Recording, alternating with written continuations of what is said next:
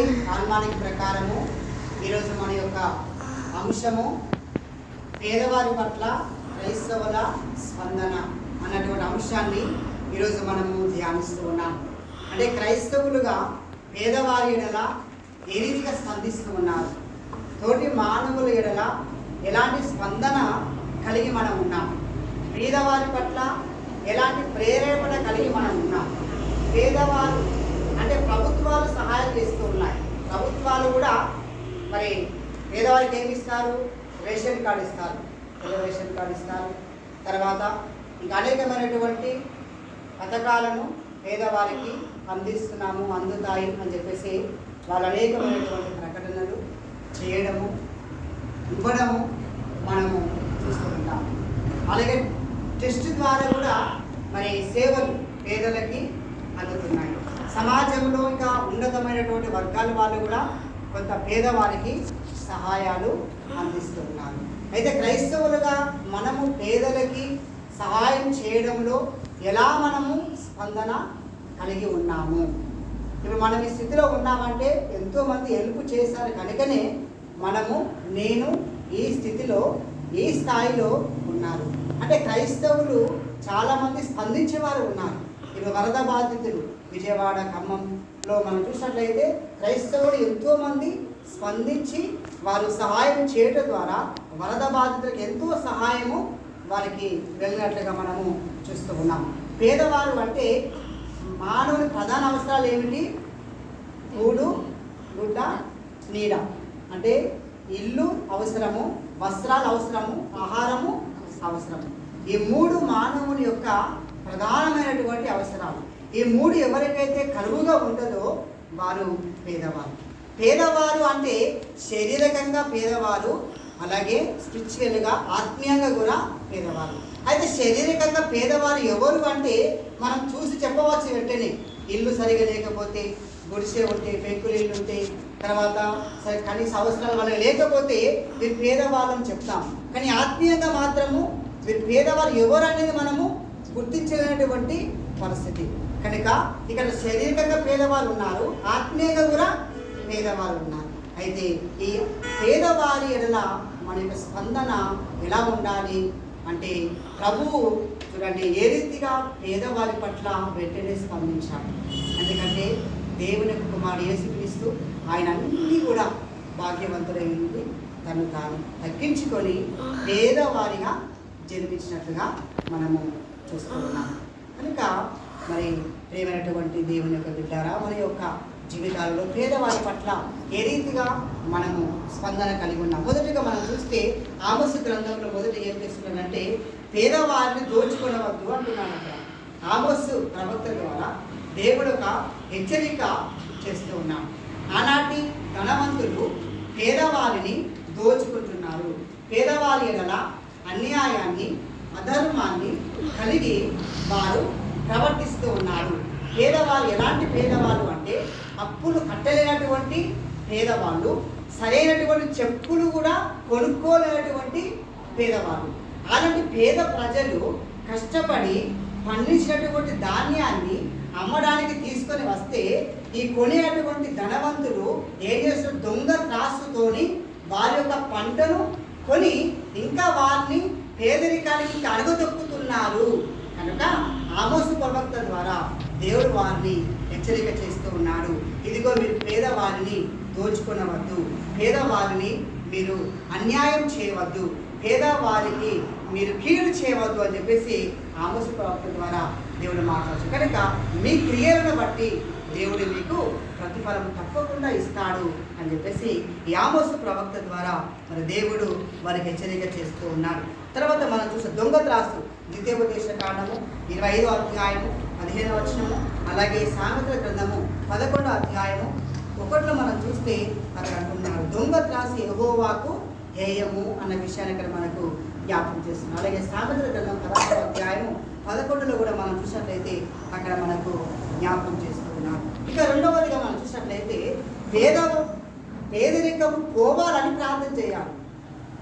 ఉత్తర కీర్తనలో మనం చూసాము 145వ సంకీర్తన 18వ వచనాన్ని మనం చూస్తే అక్కడ అంటున్నాడు, తనకు మొరపెట్టు వారందరికీ సమీపముగా ఉన్నాడు అన్న విషయాన్ని అక్కడ మనకి జ్ఞాపకం చేస్తున్నాడు. అంటే దేవుడు దీనుల ప్రార్థన ఆలకిస్తాడు, దేవుడు పేదవారి యొక్క ప్రార్థన ఆలకిస్తాడు. మరి దేవుడు ప్రార్థన పేదవారు ప్రార్థించగా దేవుడు వారి చెవి ఉంచి వారి ప్రార్థన ఆలకిస్తూనే లేవనెత్తువాడు అన్న విషయాన్ని ఇక్కడ మనకి జ్ఞాపకం చేస్తున్నాడు. వెంట కుప్పలో నుండి పేదల్ని పైకి లేవనెత్తువాడు. చూడండి, అంటే దేవుడు ఎంత గొప్ప దేవుడు. అంటే మనం మొరపెట్టాలి, మన పేదరిక పోవాలి, ఏం చేయాలి? మనము మొరపెట్టాలి, మనము ప్రార్థన చేయాలి. ఎందుకంటే నేల నుండి వారిని లేవనెత్తే అటువంటి దేవుడు పేరుకుంటారా? ఎందుకంటే ఒక వ్యక్తిని ధనవంతులు చేసే శక్తి అయినా పేదవాళ్ళు చేసే శక్తి అయినా దేవుని యొక్క చేతిలో ఉన్నది. కనుక మన పేదరిక పోవాలని, మన పేదరికాన్ని గురించి దేవుడిని మొదలుపెట్టుకోవాలి. సొలొమోను రాజు మనం చూస్తే సామెతల గ్రంథము 30వ అధ్యాయము 7-8 వచనాలు మనం చూస్తే అక్కడ సొలొమోను రాజుతో ప్రార్థన చేస్తున్నాడు. ఏమని ప్రార్థన చేస్తున్నాడు? నన్ను పేదవాడిని చేయవద్దు, నన్ను సంపాదన చేయవద్దు, నాకు తగినంత తిండి మాత్రం నాకు దయచేయి. అంటే నాకు మిడిల్ క్లాస్ ఉంటే నాకు చాలు. ఎందుకంటే పేదవాడిని అయినాను అనుకో, ఒకవేళ పేదవాడిని అయితే నేను దొంగతనం చేసి దేవుడమైనటువంటి నీకు అప్పచెత్తి తెస్తానేమో. ఒకవేళ ధనం ఎక్కువ అయితే దేవుడు ఎక్కడ ఉన్నాడని ధిక్కరిస్తానేమో. కాబట్టి నాకు పేదరికం ఇవ్వద్దు, ఐశ్వర్యం ఇవ్వద్దు, తగినంత ఆహారం మాత్రం నాకు దయచేయి అని ప్రార్థన చేస్తున్నాడు. అంటే సొలొమోను ప్రార్థిస్తున్నాడా నాకు పేదరికం వద్దని? మనం ఏం చేయాలి? మన పేదరికం ఉన్నప్పుడు ప్రార్థన చేయాలి. ప్రభా, నా పేదరికాన్ని తీసిపోయి ప్రభువా, ఈ పేదరికం నన్ను లేవనెత్తు ప్రభువా అని మనం ప్రార్థన చేయాలి. దేవునికి మొరపెట్టుకోవాలి. ప్రార్థిస్తే ఏదో ఒక విధంగా మన పేదరికంలో దేవుడు బయటికి తీసుకుని వస్తాడు కదా. మనం బ్యాంకులో లోన్లు డబ్బులు ఎత్తుకున్నాం కదా, కట్టలేకపోతున్నాం. కానీ ఇప్పుడు ఏం చేసాం? ప్రభుత్వం ద్వారా 2 లక్షలు రుణమాఫీ వచ్చేసింది. అంటే వడ్డీలు కట్టలేక, అప్పులు కట్టలేక ఎంతో బాధపడుతున్నటువంటి సమయ సందర్భాలు ఉన్నాయి. రైతులకు, పేదవారికి ఇలాంటివి రుణమాఫీ జరిగింది. మనం ప్రార్థన చేసినప్పుడు దేవుడు మన మొరవిని ఏదో ఒక విధమైనటువంటి సహాయ సహకారాలు దేవుడు తప్పకుండా మనకు దయచేస్తాడు. ఇక 3వదిగా మనం చూసినట్లయితే పేదవారి ఎడల పక్షపాతము చూపవద్దు, పేదవారిని చిన్న చూపు చూపవద్దు. ఎందుకంటే యాకోబు రాసినటువంటి పత్రికలో అక్కడ మనం చూస్తూ ఉన్నాం 2వ అధ్యాయము 1-7 వచనాలలో అక్కడ మనం జ్ఞాపకం చేస్తున్నాం. ఈ అపోస్తలుడైనటువంటి యాకోబు గారు ఏం చెప్తున్నాడు అంటే, ఇదిగో సమాజంలో ఒక వ్యక్తి ప్రశస్తమైనటువంటి వస్త్రాలు వేసుకొని, చేతికి బంగారు రింగులు పెట్టుకొని మీ యొద్దకు వస్తే మీరు ఏం చేస్తారు? ఇక్కడ కూర్చోని చెప్పి కుర్చీ వేసి అతన్ని సన్మానం చేస్తారు. అదే పేదవాడు మీ మధ్యలోకి వస్తే మురికి గుడ్డలతోని, మరి పేద స్థితిలో వస్తే మీరు ఏం చేస్తారు? వెనక్కి త్రోసివేస్తారు. అంటే మీరు పక్షపాతం చూపుతూ ఉన్నారు. ఇలా మీరు పక్షపాతము చూపకండి. పేదలేలా కనికరము కలిగి మీరు ఉండండి అని చెప్పేసి అక్కడ మనకి జ్ఞాపకం చేస్తున్నారు. ఎందుకంటే పేదవారు దేవుని దృష్టిలో భాగ్యవంతులుగా ఉన్నారు. పేదవారు దేవుని దృష్టిలో వారు పరలోక రాజ్యానికి అర్హులై ఉన్నారు. ఎందుకంటే వారు విశ్వాస జీవితాన్ని జీవిస్తూ ఉన్నారు. ధనవంతులకు అంత విశ్వాసం ఉండదు, కానీ పేద జీవితాన్ని జీవిస్తున్న బిడ్డలకి దేవుని ఎడల ఎంతో విశ్వాసము, నమ్మకము, ప్రేమ వారికి ఉంటుంది. అందుకే యాకోబు పత్రిక మనం 2వ అధ్యాయము 5వ వచనాన్ని మనం చూస్తే అక్కడ మనకు మాట మన జ్ఞాపకం చేస్తూ ఉన్నాడు. నా ప్రియ సహోదరులారా ఆలకించుడి. ఈ లోక విషయంలో దరిద్రులైన వారిని విశ్వాసమందు భాగ్యవంతులు చూడండి. వారు దరిద్రులే, కానీ విశ్వాసమందు ఏమై ఉన్నారు? వాళ్ళు భాగ్యవంతులై ఉన్నారు అని చెప్పేసి అక్కడ మనకు జ్ఞాపకం చేస్తూ ఉన్నారు. తర్వాత 4వదిగా మనం చూసినట్లయితే పేదవారు పరలోక రాజ్యానికి అర్హులు. మత్తయి సువార్త 5వ అధ్యాయం 3 మన పేదలకు మీరు తండ్రి దేవుని రాజ్యము మీది అని చెప్పేసి ప్రభువు అన్నాడు. మనం లూకా సువార్తలో మనం చూసినట్లయితే 16వ అధ్యాయము 19 నుండి 31 వచనాల వరకు చదవగా మనము విని ఉన్నాం. అక్కడ 2 వ్యక్తుల గురించి యేసు ప్రభువు జ్ఞాపకం చేశాడు. ఈ వాక్యము ఎంతో మంది జీవితాలను ప్రభావితం చేస్తున్నది. ఈ వాక్యము ఎంతో మంది జీవితాలను మార్చివేస్తున్నది. ధనికుడు లాజరు యొక్క సంఘటన చదివినప్పుడు ఎంతో మంది జీవితాలు మార్చుకున్నారు. ప్రియమైనటువంటి దేవుని బిడ్డలారా, ఇక్కడ ధనవంతుడు ఉన్నాడు, పేదవాడు ఉన్నాడు. ధనవంతుడు ఏం చేస్తున్నాడు? ప్రశస్తమైనటువంటి వస్త్రాలు ధరించి ఊదరంగు వస్త్రాలు ధరించుకొని మరి ఎప్పుడు తింటూ తాగుతూ హాయిగా కాలము గడుపుతున్నాడు. కానీ తన ఇంటి పక్కన ఉన్నటువంటి లాజరు అనే పేదవాడు ఆకలితో అనుమతించు ఉన్నాడు, ఆహారం లేక బాధపడుతూ ఉన్నాడు. అయితే ఈ ధనవంతుడు తిని పడేసినటువంటి ఆ ఎంగిలి మెతుకులు తిని ఉన్నటువంటి ఆ యొక్క లాజరు పేరు వ్రాయబడింది, ధనవంతుడి పేరు వ్రాయబడింది. ఈ ధనవంతుడు ఏం పాపం చేశాడు? అంటే తన పక్కన ఉన్నటువంటి వ్యక్తికి సహాయము చేయకపోతే ఎంతో ఐశ్వర్యం ఇచ్చాడు ధనవంతునికి. కానీ అంతలో కొంత ఈ పేదవానికి ఇవ్వాలన్నటువంటి స్పందన తనకి స్పృహ ఏమాత్రం కూడా లేదు. అయితే ఒకరోజు ఇద్దరు కూడా చనిపోయారు. దేవదూతలు వచ్చి ఈ లాజరునేమో తీసుకెళ్లి అబ్రహాం యొక్క ఒడిలోకి చేర్చేశారు. ఈ ధనవంతుడు చనిపోగా పాతాళానికి నరకానికి కొనిపోబడ్డాడు. అప్పుడు సడన్గా చూశాడు, ఈ మంటలో మాడిపోచున్నాడు. ఇక్కడ లాజరు ఎక్కడ ఉన్నాడు? అబ్రహాం యొక్క ఒడిలో కూర్చుని ఉన్నాడు, హాయిగా అక్కడ ఉన్నాడు.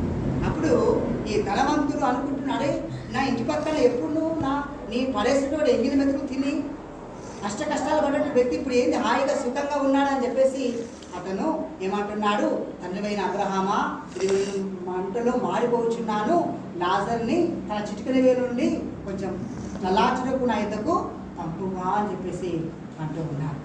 అంటే అప్పుడు దేవుడు ఏమంటున్నాడు, చూడు ఇచ్చటి వారు అచ్చడికి, అచ్చడి వారు ఇచ్చడికి రాలేదు. నీవప్పుడు సుఖపడ్డావు, ఇప్పుడు కష్టపడుతున్నావు. అతను అక్కడ కష్టపడ్డాడు, ఇప్పుడు సుఖపడుతున్నాడు అని చెప్పి చెప్తూ ఉన్నాడు.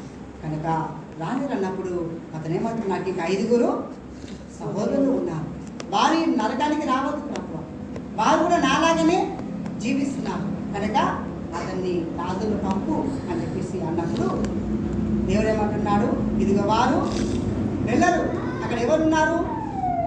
మోషే ప్రవక్తలు ఉన్నారు.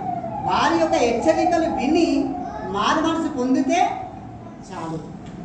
అలా సేవకుల యొక్క మాటలు వినకుండా ఎవరైతే ఉంటారో, మృతులో నుండి ఒకడు లేచి వెళ్ళి చెప్పినా కూడా నమ్మతారా? చచ్చిపోయిన వాళ్ళు చెప్తే ఏమంటారు? దయ్యం అని చెప్పేసి చెవులు గడ్డ తీసి కొడుతూనే ఉంటారు, దయ్యం పో అని చెప్పేసి. మోషే అంటే ధర్మశాస్త్రం, పరిశుద్ధ గ్రంథం మనకున్నది. ప్రవక్తలు, సేవకులు, గురువులు వారు చెప్పేటువంటి హెచ్చరికలు, మాటలు మనం గైకొన్న చాలు పరలోకానికి మనం వెళుతాం. కనుక చక్కగా ఇక్కడ మనకు జ్ఞాపకం చేస్తున్నారు. ధనవంతులు స్పందించలేదు, కానీ నరకానికి వెళ్ళారు. మరి బీద కనుక బీదల పట్ల ఎప్పుడు కూడా మనము స్పందించేటువంటి వారిగా మనము ఉండాలి. 5వది మనం చూస్తే, పేదవారికి డబ్బులు వడ్డీకి ఇవ్వవద్దు.